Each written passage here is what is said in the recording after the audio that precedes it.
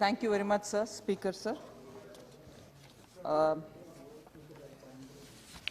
As I begin, I thank all the 77 honourable members who have really taken a keen interest on the budget and its contents and have spoken very much in detail and at a time post-pandemic, after the contraction of the economy, the government, consulting a lot of experts, has come up with a budget which has a blend of stimulus-related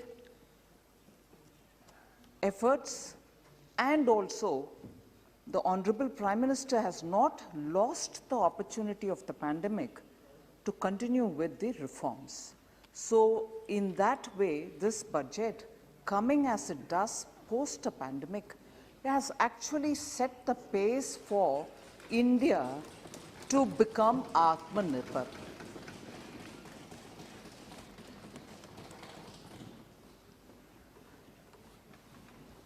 So for India to become Atmanirbhar, even after the pandemic, and even as the pandemic is probably reviving in some countries, the second wave is coming in some countries, because we had an approach which was very spearheaded from the front by the Prime Minister himself, we've had a kind of retraction in the pandemic.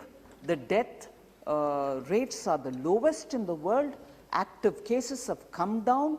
In a way, I can state with a bit of a hesitation, because the pandemic is unpredictable, we have actually managed to bend the curve. And as a result, the revival of the economy looks lots more sustainable, and this budget therefore gives the necessary impetus.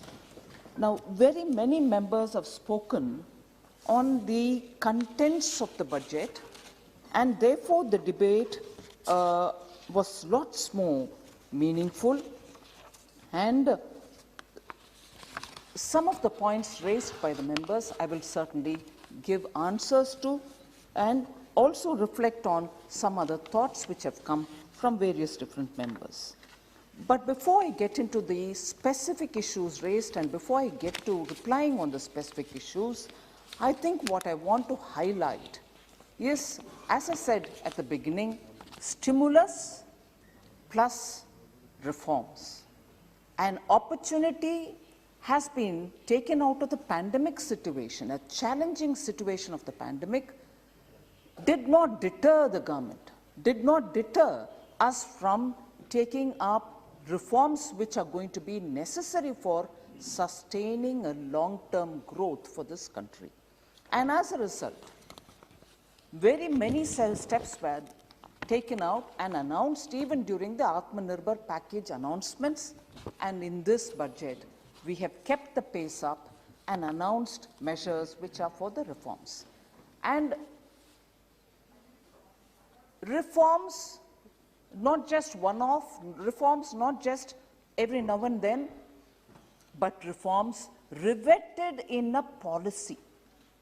Riveted in a policy which is therefore going to give a neat background, a layout spread before the Parliament for people to know that this is not a subjective, knee-jerk reform because you're every now and then questioned on it, but a reform which is going to lay a path for India to be one of the top economies of the world in the coming decade and further.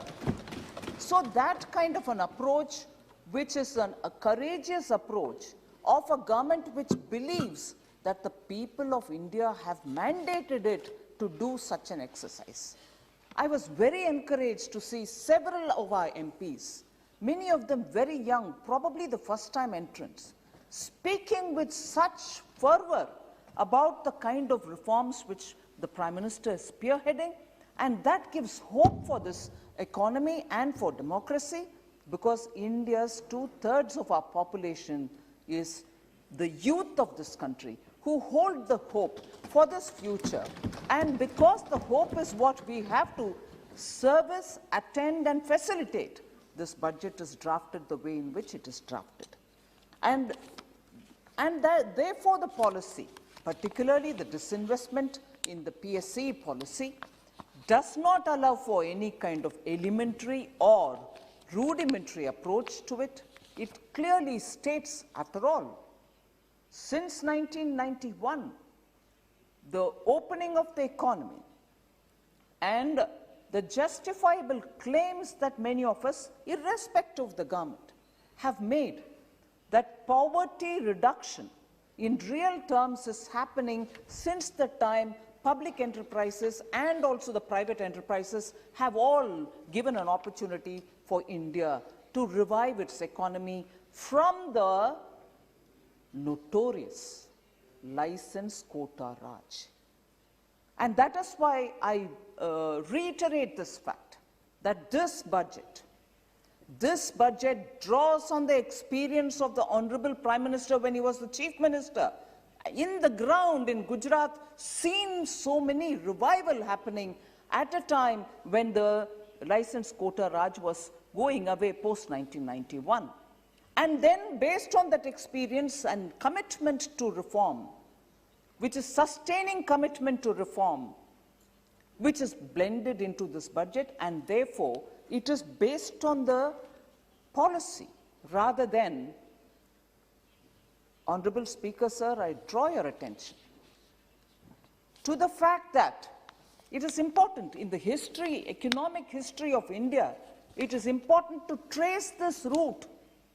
Since 1948, when we, with great adoration, adopted socialistic policies, great adoration, nationalized institutions, and with great adoration had a kind of a blend of Indian hybrid socialism plus a certain kind of license quota Raj, all of which started denigrating Indian businesses, all of which made businesses absolutely difficult to perform, constricted our enterprises, particularly the small and medium ones.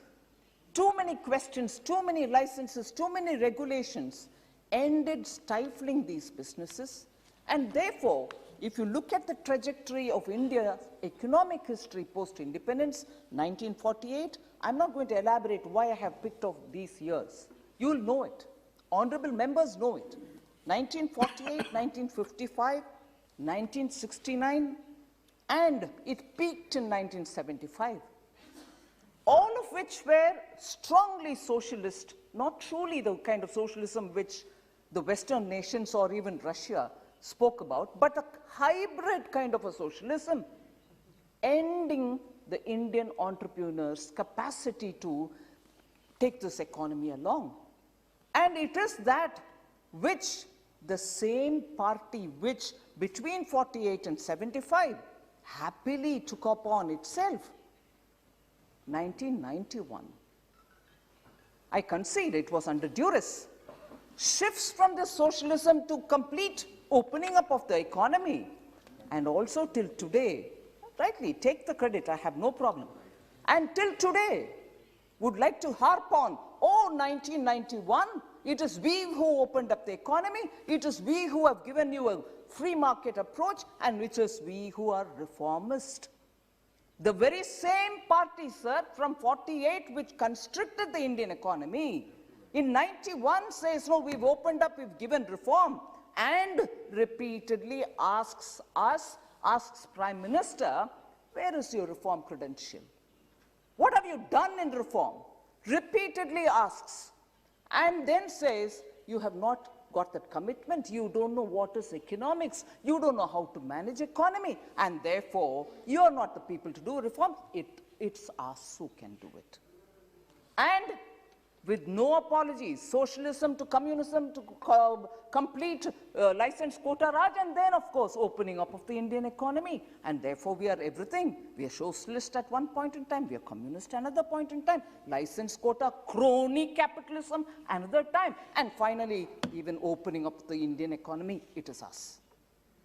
No sir, I'd like to put it now before this house, that since Jan Sangh days, respecting respecting Indian entrepreneurial skills, Indian managerial skills, Indian trade skills, Indian business skills, Indian youth. Jan Sangh onwards, BJP has consistently believed in India. We didn't borrow something from somewhere and give a hybrid. We didn't ever borrow. We didn't, at one point in time, because we are close to Russia, we will do one thing which is very command-controlled regime, the centralized planning regime. And then suddenly we think, oh my God, even China is moving in that route of, supporting capitalism. Therefore, we'll also have to do it. No, sir. Our belief in India, our belief in Indian businesses, and our belief in Indian economic strength has been consistent from Jan Sangh to BJP to now BJP, also going in a steady line of believe in Indian enterprises, give them the maximum freedom, give them the respect that they so deserve. And then, oh sorry, I thought finance minister's talk on economy and economics. सदस्य please बैठ के मत बोलिए. Finance minister's talk on economy, sir. Policies which govern economy also is of matter, in fact, of primary matter for the finance ministers. So,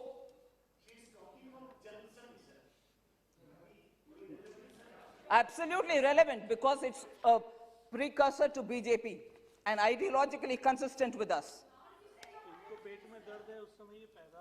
Oh, did you have a doubt? Thank you.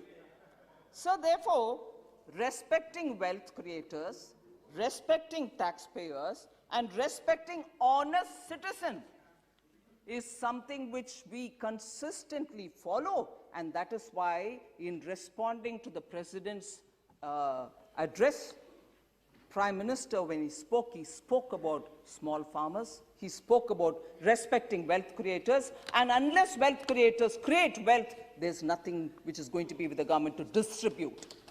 Distribute to the poor, distribute to the migrant laborers. Unless wealth creators give the taxes and generate that kind of a lubrication in the economy, you're not going to have any money to distribute, sir. And therefore, let's understand, consistently talking and also facilitating economy is a primary responsibility of any responsible government. And that's what we are doing now. So specific questions which were raised by several members on health, for instance, on defense, for instance, I'll very quickly respond without taking specific honorable members' name, but once I cover the topic, I'm sure it addresses many of the members. So on agriculture, for instance, there was this question, why did you reduce the budget from by about 10,000 crores? Are you not going to take care of Kisan? So that is absolutely misread. The data given in the budget on that account has been misread, and I'll tell you why. Because benefits worth 1.15 lakh crores have been transferred to the bank accounts of 10.75 crore farmers since the inception of this particular scheme of Pradhan Mantri Kisan Samman Yojana. In 2019 and 20, and also in the BE of 2020-2021, both I'm comparing BE to BE. 1920 BE to 2021 BE, the allocation of 75,000 crores was made under the scheme. Of course, in the RE of 2020-21, the allocation has been rationalized. When I say rationalized, you may understand it as reduction, but I'll tell you why reduction. I'll tell you why reduction. Nothing to heckle, sir.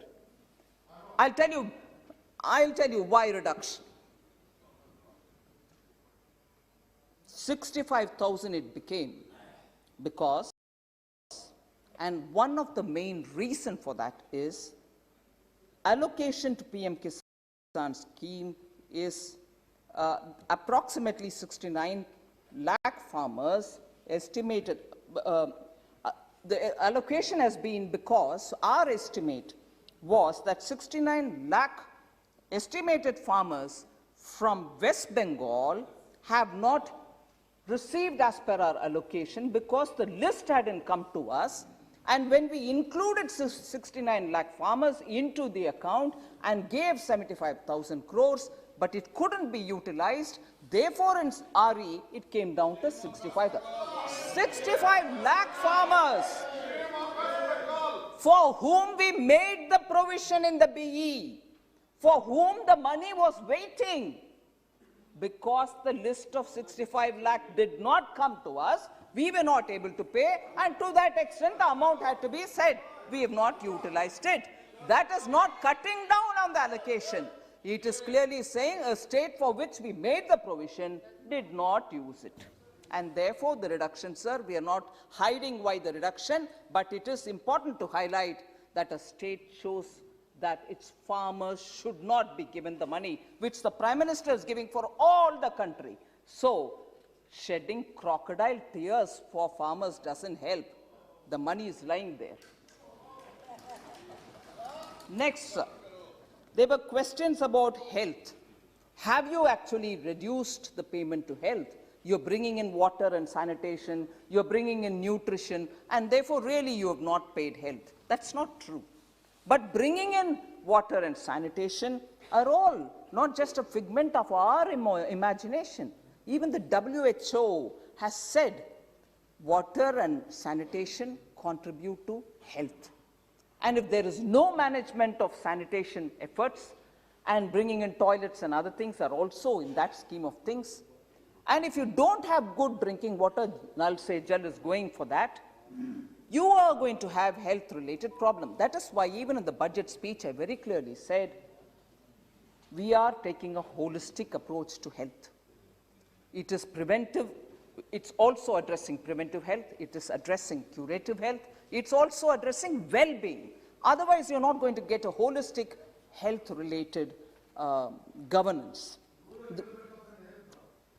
The WHO mentions, and I quote, safe drinking water, sanitation, and hygiene are crucial to human health and well-being. Safe and sufficient, the acronym is WASH. Safe drinking water and sanitation and hygiene are crucial to health, human health and well-being. Safe and sufficient WASH plays a key role in preventing numerous neglected tropical diseases. Diarrheal deaths as a result of inadequate WASH were reduced by half during the Millennium Development Goal period of 1990 to 2015, with a significant progress on water and sanitation provision playing a key role. And therefore, a globally recognized approach to good health is to take care of water and sanitation, and therefore we have not done something, experimenting with something. It is a comprehensive, logical approach that we've taken.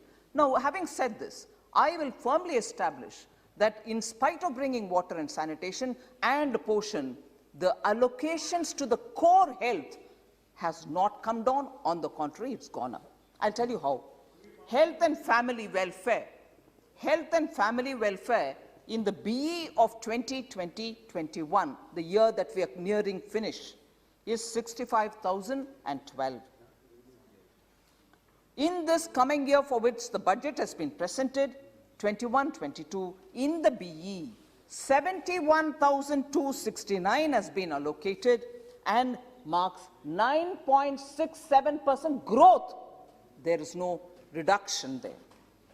Ministry of Ayush, 2020-21, the year that we are finishing now, had 2,122 crores, which has gone up to 2,970, which is a 40% increase.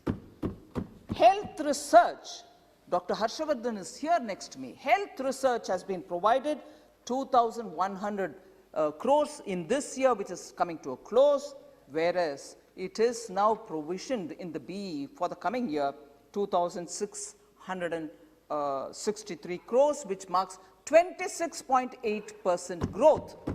So on three core headings which are normally referred to as health, we have only increased Therefore, there is no shortage in the allocation. On the contrary, there is an increase in allocation. I will speak about it. Then there's this question about defense getting no mention in the speech, defense getting no allocation. Why are we hiding details about defense? No, not at all. Defense as a word, no mention, is absolutely right. But the budget documents, no, Professor, you're a professor. I would expect you to go into the details. The budget document. Mahua ji, I think Honorable Member Mahua Maitra has a lot to say. Even during the debate, she has said it. She's welcome to say it, sir, with your permission. But I think it'll be good if you can hear me out first. Sir, defense expenditure.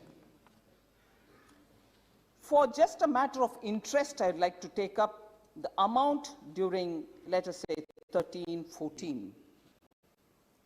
1,16,931 crores. That is 13-14, the last year of UPA. And defense expenditure being so huge, unless we pare it down into 3 compartments, you're not going to get a true picture. And it is not a convenient compartment, it is a recognized compartment, 3 of them. One which is under revenue, the other which is capital, and the third which goes to pensions. Manya Rajnath ji is here. I'll read out the figures to say what is the allocation now, taking care of all the 3 requirements, and compare it with 2013-14. Under revenue, 1,16,931 crore, 13-14. Under capital, 86,741. Under UPA 13-14. And under pensions, 44,500. What is it now? The year that is ending, 2,09,319. Under revenue. Under capital, 1,13,734 as opposed to 86,000 in 13-14. And what is it for the pensions? 1,33,825 as opposed to 44,500. One thing I readily point out, much before enthusiastic honorable members from the opposition would get up and say, oh, but last year to this year it's come down. Yes, it has come down on the count of pension, because last year we had given, the year that is ending, the growth was about 19.4%. at the amount till now is 1,33,825, whereas now it is 1,15,850. So a reduction of 13.4% in pensions, and just that head has a reduction. And why has it happened so? Last year, after the introduction, a couple of years ago, after the introduction of OROP, there were a lot of pending, questioned issues of query-raised issues, all of which were accumulating as arrears. One time we cleared it last year, which therefore accounted for a higher allocation. This year, now that it is all rationalized and stabilized, naturally that one-time payment which was made will not be repeated. And that is clearly laid out, and we are not even hiding it. We have no pretension to say, oh no, it has come down. We are not waffling on that. This is the fact. Sorry? I mentioned that. 2013-14. Yeah, I'll tell you. Last year to this year. Last year it was 1,13,734 capital. This year it is 1,35,061, marking 18.8% increase between last year and this year on capital.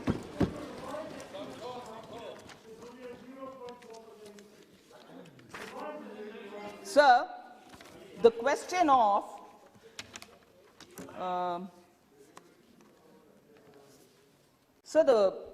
of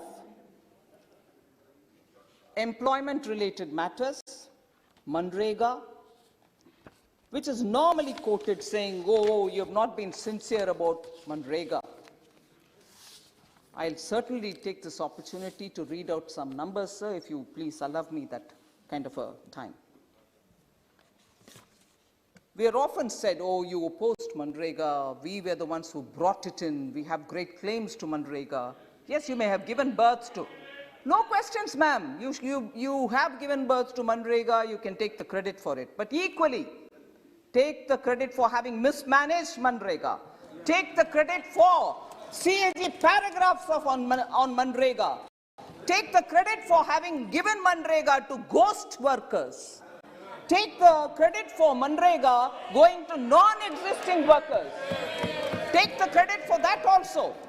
So, Congress party, sir, I'm sorry to take the name of a party on a debate during budget, gives birth to all these very good schemes, no doubt, very good schemes, but lacks the will to use them properly, lacks the will to use them openly and transparently. Moment that is given birth, misuses them to favor cronies. हम दो, हमारे दो, इसके लिए काम आता है. Sir, Manrega, I'm reading the figures. Suresh ji, I'm reading the figures. Honorable Member Kodikunil Suresh, please hear the numbers. Please hear the numbers.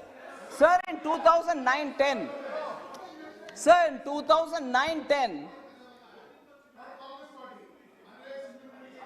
no, don't worry. Then don't ask us the questions on Manrega. Ask the state governments. You ask us the questions. When I'm giving you reply, don't, of course I'll mention Congress because you take the credit for it. Anyway, sir, I don't want to lose my time to give a proper answer. Sir, there are two tendencies, sir. Again, I'll take the name of the Congress party. There are two tendencies. One, they give birth to such schemes and then use it for their cronies. And each time, you can see the hypocrisy in the way the figures come out. Manrega, sir, the tendency I'll use to explain through Manrega. What is the tendency? We'll have a scheme. We'll announce huge BEs for it. You know, budgetary time estimated allocation, big amounts. But actually, not utilized. Each year it will end up with the actuals being far lesser than the original allotted amount, which means either they don't care for it or they give their cronies and forget the actual workers. यही होता है, वो BE से RE का data में दे देती हूं जिससे आपको पता लगेगा कि मनरेगा के ऊपर आपके प्यार एक्चुअली क्या नतीजा निकालती है on the ground. That pyar doesn't translate it into activity. 2009-10, sir, 39,100. Actually, what was utilized? 33,000 only. 6,000 Bhagwan Jane, kyun they put it? Then, 40,100 comes to being 35,000 only. 11-12, 40,000. Only 29,000 is used. The rest are unutilized. Sir, 33,000. Only 30,000 is utilized. 2013-14, 33,000. Only 32 is utilized. 14-15, the last year, after us coming, 34,000 was only 32,000 used. But later on, from 15-16, please see the utilization levels.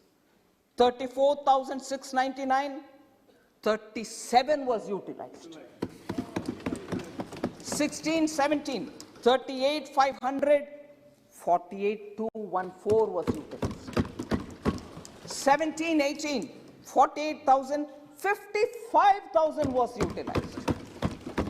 18-19, 55,000 allocated BE, 61,815 was utilized.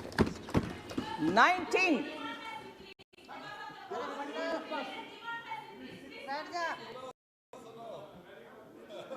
(2019-20) 60,000 was allocated, 71,686 was, which means for a demand-based program, we also keep giving.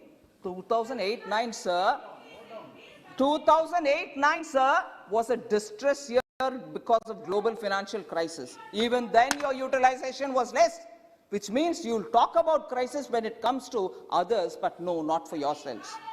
2021, sir, the year of the pandemic, 61,500, because budget was presented in February, much before the corona crisis. But although we gave only 61,500 in the budget, as the year went, corona crisis, pandemic, lockdown, and then after the lockdown, migrant workers going back to their villages, we have increased that to 1,11,500 because that support had to be given in the villages. End of may well be that it will be utilized only to the extent of 90,000 crores, but still far higher than ever utilized under the Manrega. And therefore, this year, the current year's budget provision, the forthcoming year, we have given 73,000 crores and are fully willing that through the supplementary demand for grants, which happens at least 2 times, if not 3 times, we are going to give more and more if necessary, so that migrant workers who have not returned to their jobs in the cities or anywhere else, who choose to remain there, can still be continued giving support. Sir,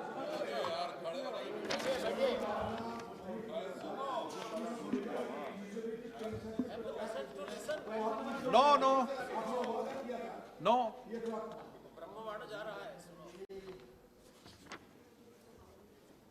Sir, there's a lot of question on you have not given adequate support to the MSMEs, which is a bit of a surprise for me.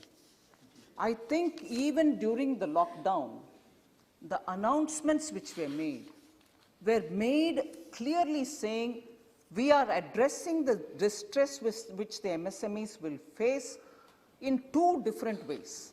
One, by suspending some of the clauses of the IBC, we made sure no one from the MSME will be pulled to the courts or for resolution or for failure to pay their due debts and so on. And therefore, that was one way. That ensured nobody was going to be drawn to the courts, or nobody is going to be declared insolvent. Similarly, we also kept extending dates of due payments or any kind of compliance that they have to do. So we extended the deadline till 31st March of this year on many scores, so that they are not burdened with having to pay taxes, having to file their returns, or having even to plain compliance papers to be filed. So we've given them relief on the compliance side of things. Equally, we have given relief from the point of view of giving some money so that they can have working capital, additional working capital, extended term loans, and so on, without asking for any new additional security. And this, if I only say for a minute, the approach that we took will tell you how clearly the intent was to help everybody. Banks were instructed to send SMSs, to call on the phone, to send emails, to go to the house or the office of the MSME if they are available. Post the lockdown was lifted, but before that, through a SMS, saying we are willing to give you, please come and take without additional security.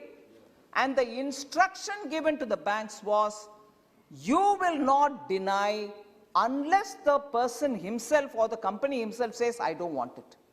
So it was given to everybody. The choice to say no was with the borrower and not with the bank. So not one company or not one MSME, even if it's a one single person MSME nano unit, was ignored.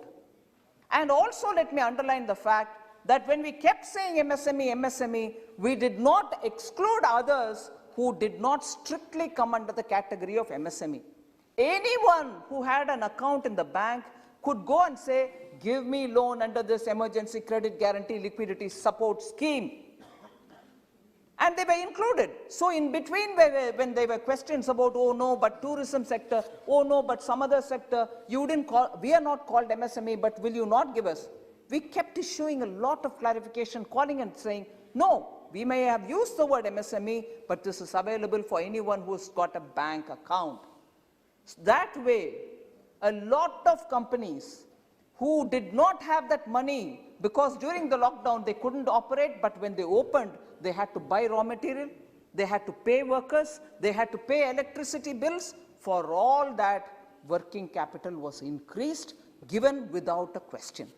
And here I would like, because honorable members also observe the functioning of public sector banks, and I will say that equally with respect, having amalgamated a lot of these banks, in spite of the amalgamation related work still going on, banks very clearly exposed their staff, and I'm grateful even during the lockdown for Pradhan Mantri Garib Kalyan Yojana. They went and gave through their bank mitras all the cash credit which were made during the initial months. Similarly, in the emergency credit guarantee, they extended it to all the companies which wanted the help. So emergency credit guarantee was one of the things which was extended to MSME. Also, we had a subordinate debt scheme through which companies which were already in distress, not just viable companies getting emergency credit guarantee, companies which were already in distress were given under the subordinate debt a kind of assistance wherein the individual promoter could borrow. He put it into the company as his equity and thereby lift the company's stature, get more assistance from the bank and run the business. So, when we extended these schemes, sir, they were not mindlessly some scheme being produced. Lot of mind application happened. At the level of the Prime Minister, a lot of inputs were coming. Leaders of businesses were meeting him, even during the lockdown through webinars. Continuously inputs were gathered and from the PMO were sent to us. We worked on it and every scheme was tailor-made for a situation such as the pandemic. And I'm proud to say the Government of India, every department spent hours on end planning to give it for the people who are affected in the pandemic. And therefore, the approach that Government of India has taken to address the pandemic situation may be completely different, but has served India better than the way which some of us were being advised. Oh, copy this country. Oh, look at they have given 20% of their GDP. Give it now. We applied our mind to make sure all the advices were taken on board, but designed something which our own industries were telling us, if you do it like this, it will help us, and therefore we gave it to them. Not blindly copy, as was advocated by many people.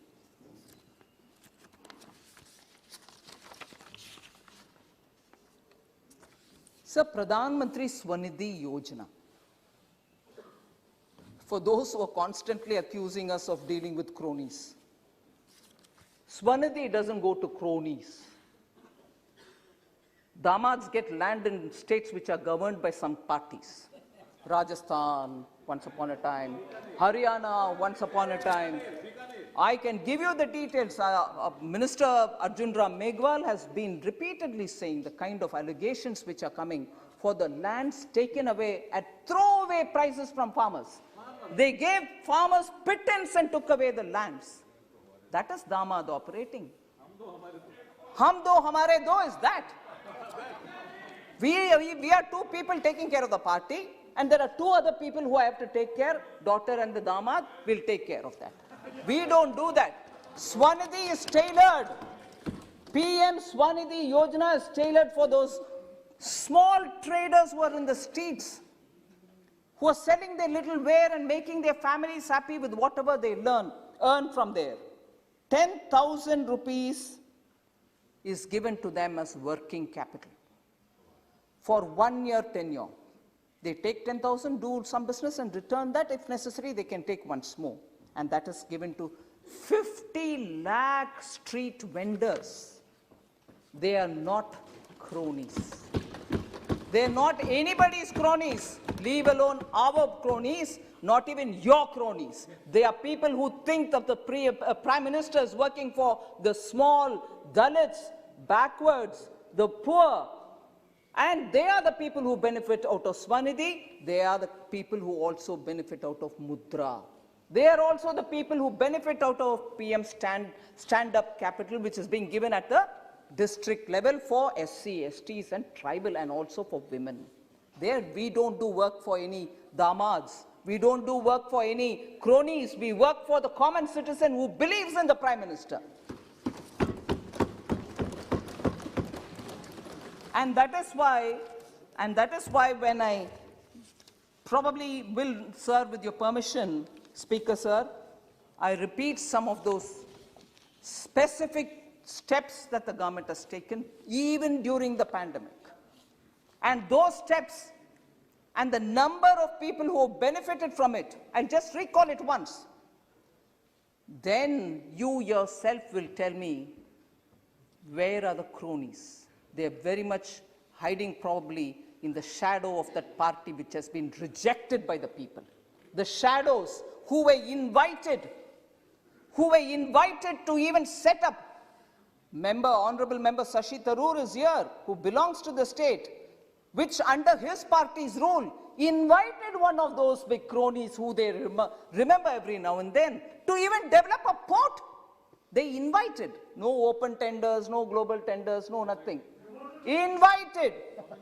And they have the temerity to call us cronies, crony capitalists. You have the temerity to call us crony capitalists. You invited one of them who you repeatedly call and then say, please develop our port. Because there is no damad living in Kerala. Damad lives here. Sir, under the PM Awas Yojana, please have the patience to hear who are our cronies. Our cronies are the common janta of this country. PM Awas Yojana, more than 1.67 crores have been completed. Do cronies have these Awas Yojana houses? They are common people.